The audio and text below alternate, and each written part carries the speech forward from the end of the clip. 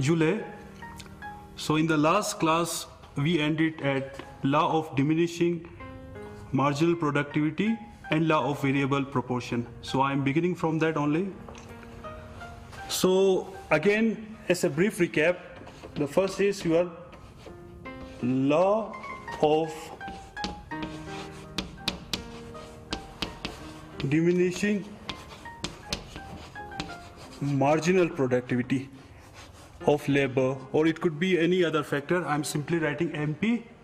And I also stated that the reason behind this law is, if you have an like the reason is that there is law of variable proportion.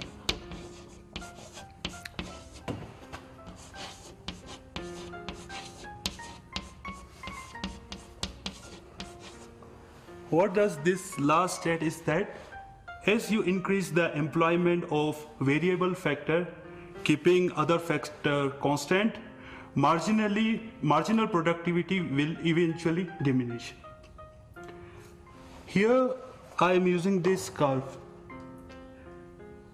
What is this curve? This curve is the curve of MP, which is marginal productivity of a factor 1. Now what it states is that eventually, as you keep on increasing the employment of the factor 1, your marginal productivity, additional productivity of that factor will initially increase. Say here from point origin to D, it is increasing, but after some point it will eventually diminish. So the shape of marginal productivity curve will be like inverted U shape. Again, the reason behind this is law of variable proportion. As I said, that as you keep on employing more labor, initially there will be better coordination with respect to your fixed factor. Initially there will be better coordination. You might be having specialization and divisibility of labor. So your factor ratio, what is factor ratio? Factor ratio is the ratio between two factors that you are employing. For instance, say I am using K represents your capital. Say capital might be a machine. So you have might be fixed throughout you are not changing this. And the second is your L. L stands for your variable factor. In this case, it's labor. So labor, you are increasing the size of labor. Then factor proportion is this K by L ratio. This is your factor proportion. Say here it is 1:1, then it's 1/2, then it's 1/3, then it's 1/4, then it's 1/5, and that it's 1/6. So this is your K by L ratio is your factor proportion. Initially, as you keep on increasing the employment of your variable factor, your factor proportion will be conductive to some extent. But after that point, say this is your optimal point where you will be having highest productivity. Your marginal productivity be highest. Say over here it's point D. If you keep on employing again, then your variable factor will be overcrowded. Since you have limited amount of, you have only one machine, but now you have a substantial amount of labor, large amount of labor. So the addition of the marginal labor will keep on decreasing, and eventually it will diminish. So that is what the law of diminishing marginal productivity of labor represents. So whenever you have such kind of question, whenever there is an explanation to law of diminishing marginal productivity of labor, you can also use the case of law of variable proportion, because both the two are related, and you can use this particular inverted U-shaped MP curve to explain it. So the next subtopic is stages of production.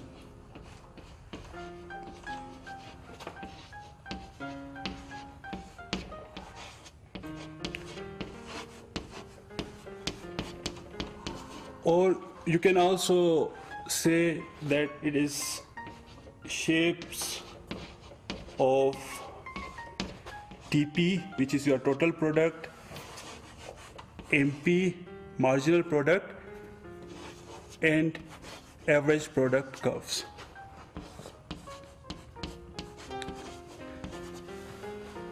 So this graph represents the shape of curves. This is your total productivity curve. So here in the next one I have drawn average productivity or AP curve and marginal product curve. Now this question is again related to stages of production. Now generally in production, especially when you have a fixed factor, so in such a scenario other factors are fixed, only factor 1 is changing. So you might be having 3 stages of production. Now here from this point to this point, it is your stage 1. And then from this point to this point, it's stage 2, and beyond this, it's stage 3. I'm writing here what are the properties of stage 1 and stage 2 and finally stage 3. This point is stage first, sorry. So in the stage first, your total product is increasing at increasing rate. So it is increasing, sorry, up till point F, it is increasing at increasing rate. And after F, it is again increasing. Now it is increasing at diminishing rate. So this point F is called point of inflection. That's the point. Beyond F, it is now increasing, but the rate is diminished. Up till F, it is increasing at increasing rate. So as a whole, over here, TP is increasing. Sorry, this is it's increasing. Now initially it is increasing at increasing rate, then it is decreasing.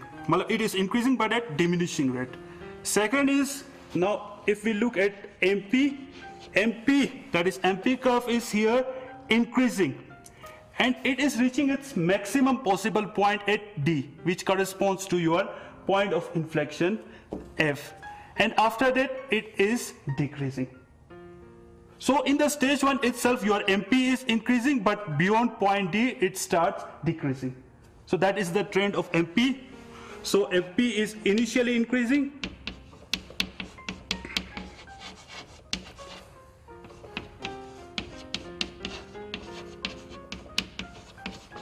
and then decreases. Now the third is, what is the shape of AP? Again, AP itself, because what is your average product as a whole? If I write it here,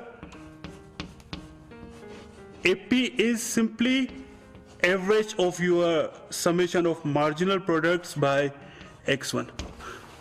So it being the average, it is also following the same pattern, but the magnitude might be much lower than MP. That means it is also increasing. MP is also increasing, but MP after some point it starts decreasing, but your AP is increasing. So as a whole, in the stage first, your AP reached up to its maximum point. So AP increases and reaches its maximum value.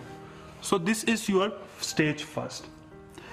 Now beyond that, you have stage second. Now what is the, in stage second also your total productivity is increasing and it is reaching point H, which is its maximum possible value. So here also TP is increasing but at diminishing rate and attains its maximum possible value. So TP becomes maximum at the end of stage. At the end of stage 2. Now as far as MP is concerned, your marginal productivity curve is now completely decreasing. From point S up to this point, it is decreasing, and its MP decreases and attains zero value at end of stage 2. Here you are saying from S it keeps on decreasing and eventually it becomes 0. This is your horizontal axis, the value is 0, so it attains 0 value. Now as far as average productivity curve is concerned, so this is point S is also the point where AP reaches its maximum. From point S onwards it starts decreasing. So in the stage second 2, initially AP is at its maximum possible value, and after that it starts decreasing.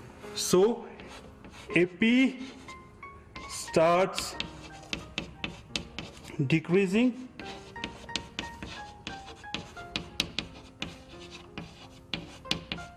after attaining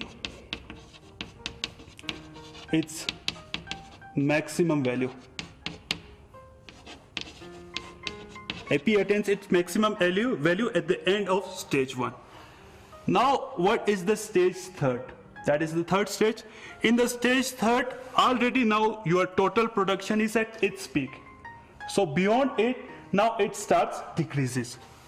It starts decreasing, or you can say TP starts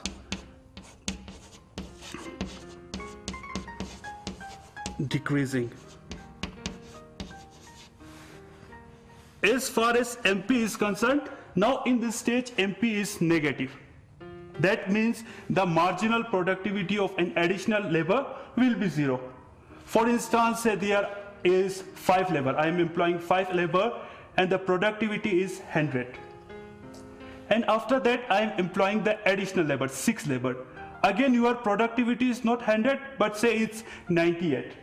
Then what will be the marginal contribution of this last unit of labor? It's -2. So that's like we are in stage 3. So in stage 3 your MP becomes negative. Now as far as AP is concerned, AP will decrease but it won't be negative. So AP is decreasing. Again here AP is decreasing. Now the question is, as a producer, where shall he produce? In which stage? Shall it be stage 1, stage 2 or stage 3? Now here what we say, in stage 1 your marginal productivity is increasing. So a rational producer will still like to produce more and more because still your additional labor is giving some kind of contribution. So he won't be producing in this particular stage, or you can say this stage will be, he will reject this particular stage. Similarly, if I come to the stage 3, again in stage 3 you are having this particular labor is having negative productivity, his marginal productivity is negative, so he is not producing in that particular stage. So a rational producer will eventually produce in stage 2. So the next topic will be about long run production function.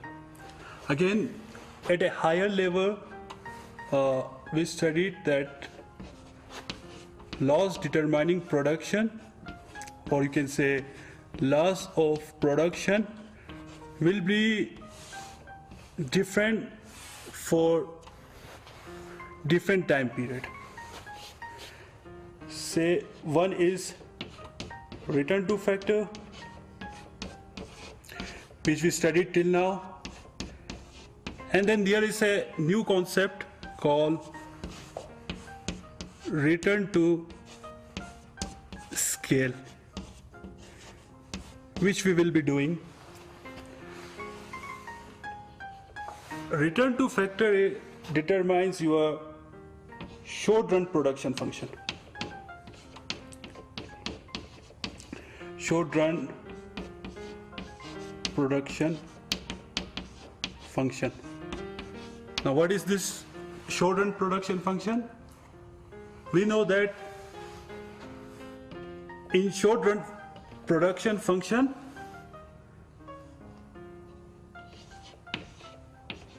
some variables or some factors are fixed.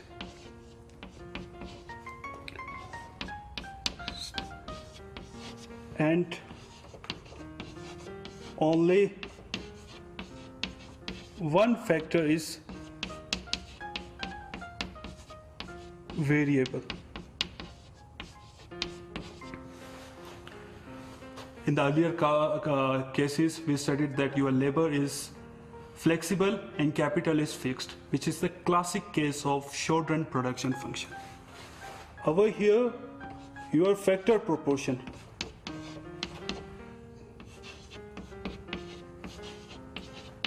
Factor proportion is K by L ratio is changing.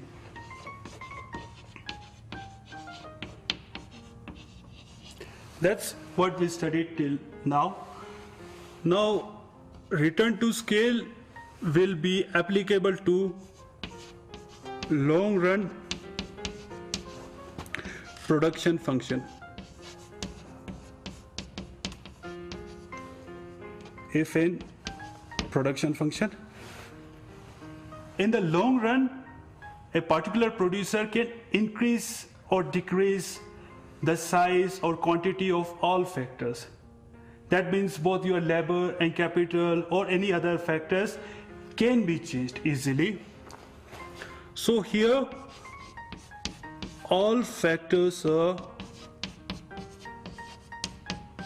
variable, both x1 or x2 in a 2-dimension, or it could be any other factors, all are variable. So here your factor proportion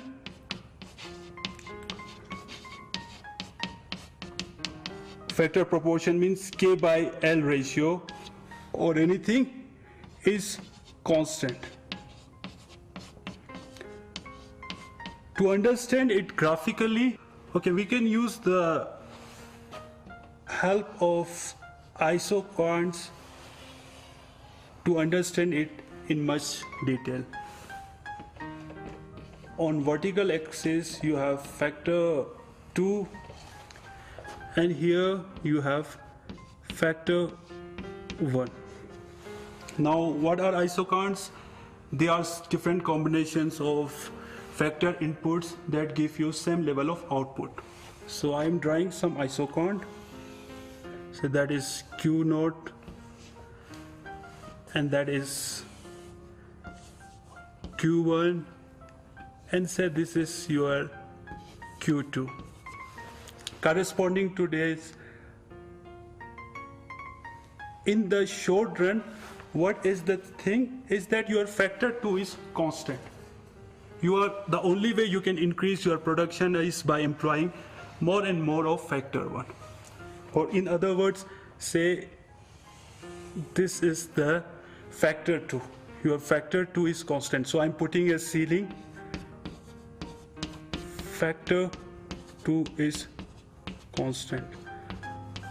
Now in the short run, you can increase your production, say from point A to point B which is Q1 to point C only by following this path, which is also known as production transformation path, because you have some kind of limitations or constraint. But over the long run, you can follow this path also.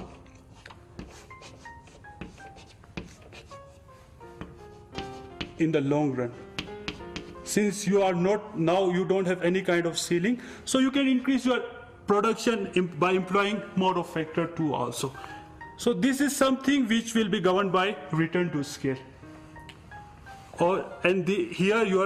it is by return to factor. Here you are following this path A, B, C, while here you can follow from point P, you can jump to point Q, and from Q you can jump to point R, and so on and so forth. That will be the difference. I hope you understand it clearly. In the short run you have ceiling, in the long run you don't have any such constant. Now again I am coming to this curve. As far as return to scales are concerned, it will be also of three types. First will be your constant return to scale, second is your increasing return to scale, and the third one is your decreasing return to scale. Now what does, in plain English, constant return to scale represents that if you increase the proportion of your input, your output will also increase by same proportion. Or say if I increase my inputs from 1 to 2, your output will also doubles. That means it will move on a proportional basis. Under increasing return to scale, if I double my input, my output will increase by much larger times. Say so initially your input x1 be 2, x2 be 2, and your output is 10. Now you have increased from x1 to 4 and x2 to 4. But that means both your inputs are doubled, but your output will be say 50. So that will be the case of your increasing return to scale. The last is decreasing return to scale. Under decreasing return to scale, if you double your input, your output will increase, but it will be increased by much lesser amount. Intensity will be much lesser. Again, say I will rub it for a while and try to show what does it means from this particular curve also. Say initially you are at point P, you are producing at point P.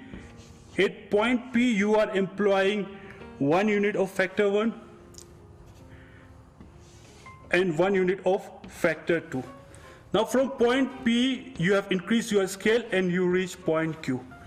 At point Q, say it is 2 factor 1, and say this is factor 2 is also 2. So you have doubled your factor input.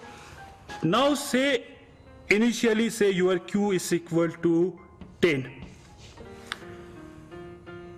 and now input is say 20. Doubles. Your input has doubled, your output has doubled. Then in such a case we call it as a constant return to scale. Now in place of Q1, in place of 20, say the value is now 30. So sorry, 30. Now what has happened? Output has increased by a larger intensity. So in such a scenario we can say it is your increasing return to scale. Now say the third scenario. In such a case, say your output is now 15. Now output has increased but the scale is much lesser. So in such a scenario we use the term DRS. DRS represents your decreasing return to scale. Okay, we can use this to understand it in a much detail. This is a simple production function. Now this represents your long run production function because there is no bar on x2, which means your output is a function of both x1 and x2. Now in case of constant return to scale, what I have done is that in place of x1 and x2, now I have increased it by certain multiple. Say the multiple is t. So your input has increased by tx1 and output has increased by tx2. And if the total output has increased by same intensity, here intensity is t, then it represents your constant return to scale. In the second case, now you have doubled your input but the intensity is much larger. So this represents your increasing return to scale, your output. and this represents your decreasing return to scale in the same manner. Example is again in the book, in your NCERT book, your Cobb-Douglas function is given. Again, we have different kind of production function. We have log linear production function, we have linear production function, and this is a case of Cobb-Douglas production function, whereby your Q is simply x1 power alpha, x2 power beta. Alpha and beta are simply constants. Now suppose say if your x1 is x bar and x2 is x bar, x2 is x2 bar, then the value of Q naught, original output, will be x1 bar, x2 bar. Now suppose again like this, if I have increased my inputs by multiple of t, by t times, then what will be your total output? Your Q1 will be t alpha plus beta x1 bar, x2 bar. I can solve it also like using this. Initially your Q naught was here x1 alpha, x2 beta. Now I'm increasing both the value of x1 and x2 by t times, so you are having a Q1. Now Q1 will be t x1 alpha, t x2 beta. Since both t and tb also have the same powers, when you have same value but different powers, you can easily add it. So I'm just bringing it away outside, t alpha plus beta, and within the bracket you have x1 alpha, x2 beta. Now in such a case, if the value of alpha plus beta is 1, as seen here, we will be having constant return to scale. If the value of alpha plus beta is larger than 1, then you will be having increasing return to scale. And if the value of alpha plus beta is less than 1, then you have decreasing return to scale. As far as these economies of scale are concerned, generally it could be due to internal reasons or due to external reasons. We call it internal economies or external economies. External will be when you will be industry specific. When you have a larger industry, you can easily delegate work to different you don't need to produce all the raw materials yourself. So you are so that will be the case. In industry firm specific, you might be having different kind of departments and other kind of like divisions.